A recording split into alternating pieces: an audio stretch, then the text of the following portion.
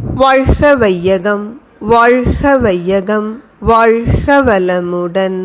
குருவே துணை. அனைவருக்கும் இனிய காலை வணக்கம். ஆசான் அருட்தந்தை வேதாத்ரி மகரிஷி அவர்களது ஞான களஞ்சிய கவிதைகள் பார்த்து கொண்டிருக்கிறோம். இன்று கவியன் 33. உழைப்பின் மதிப்பே பணம் என்பது தலைப்பு. பணம் என்ற அரணுக்குள் பொருள்கள் வந்து பதுங்கி பின் வெளியேறும் முறை ஒன்றாலே பணத்தை கொண்டே லாபம் பெருக்கி துய்க்கும் பயனற்ற நிர்வாகம் விரிந்து போச்சு. பணம் தீமை பயக்காமல் காக்க எங்கும் பண்டங்கள் கூட்டுறவில் தோற்றுவிப்போம். பண தேவை நாளுக்கு நாள் குறைந்தால் பாட்டாளிக்கே சிறப்பும் உயர்வும் கிட்டும். அருட்தந்தை மிக அழகாக சொல்வார்கள். வாட் இஸ் மணி என்ற ஒரு கேள்வியை எழுப்பி, money is nothing but token of labour என்று சொல்வார்கள். பணம் என்பது உண்மையில் என்ன?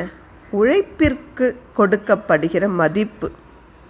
அந்த அளவில் நிறுத்தி கொண்டிருந்தால் மனிதர்கள் வாழ்க்கை அமைதியாக, மகிழ்ச்சியாக, ஆரோக்கியமாக இருந்திருக்கும்.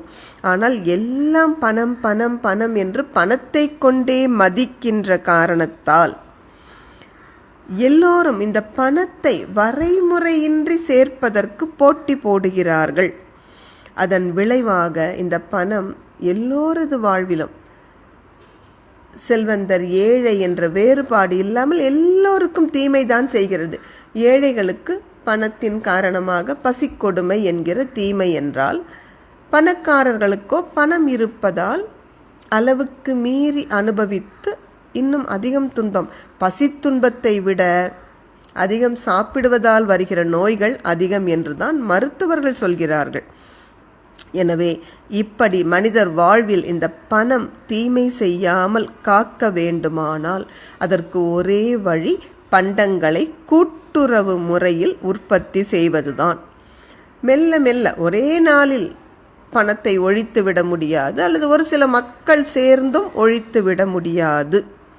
கொஞ்சம் கொஞ்சமாக மக்கள் பயன்பாட்டில் பணத்தை குறைத்து கொண்டே வரும் பொழுது பாட்டாளி மக்களுக்கே சிறப்பும் உயர்வும் கிட்டும். அந்த நாள் தொலைவில் இல்லை. நன்றி. வாழ்க வளமுடன்.